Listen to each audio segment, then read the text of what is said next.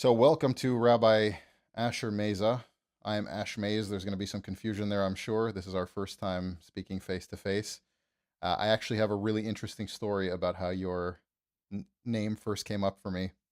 Basically, I had contacted Rabbi Tuvia Singer Mm. at a time when I was more interested for knowledge than interested in combating fake knowledge.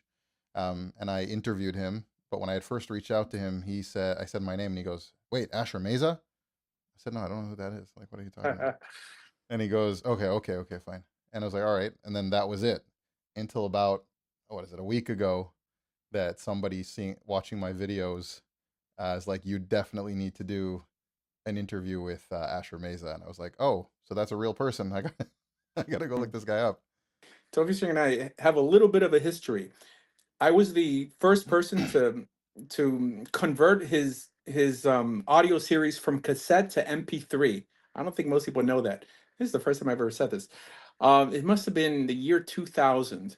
And my friend Moshe Otero spent the Shabbos with him, and then he gave him a set of his Let's Get Biblical series on cassette. And I took it upon myself to convert it to MP3 and put it online. And he actually took those audios and put it on his website. So that's how I started off with him. And then I spoke to him a few times in the old city because I used to work for this guy named Jeff Sedell, and we used to contract him to speak at our student center. But yeah, go ahead.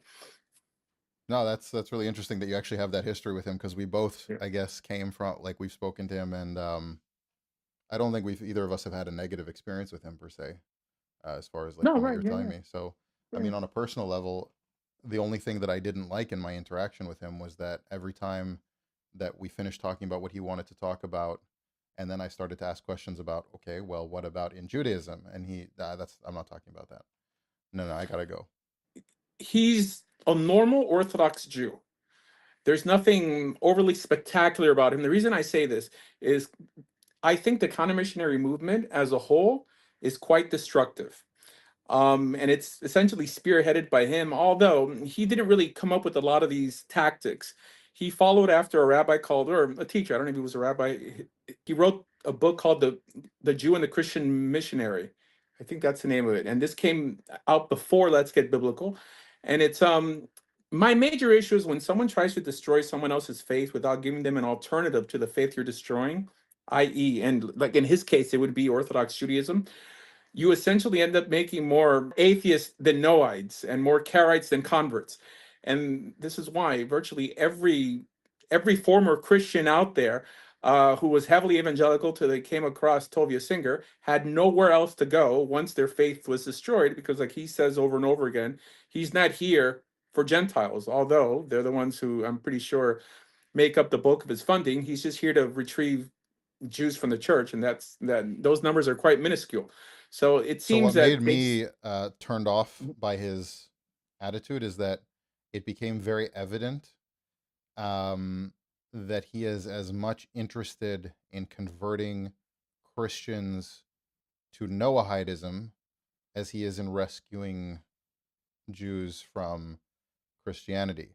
And I saw in a video also recently where the guy says, "What about all these people, they become atheists?" And he's like, "I don't know of anyone that becomes atheist after they speak to me." And then at the end, he says, "Yeah, there's lots of people, and like we hope to get them back." It's like, you just said that there's nobody that becomes atheist because of you. And I think I think this is probably a good starting point here.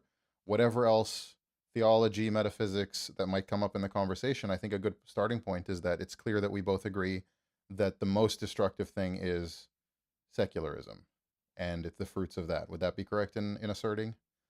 Atheism, actually, I mean, one could be secular and still derive their values from the Torah, right? I mean, Israel, I I believe, mean was secular in chat. the philosophical sense, not in the Jewish terminology of it. So I like atheism basically. Okay, atheism, yes, absolutely.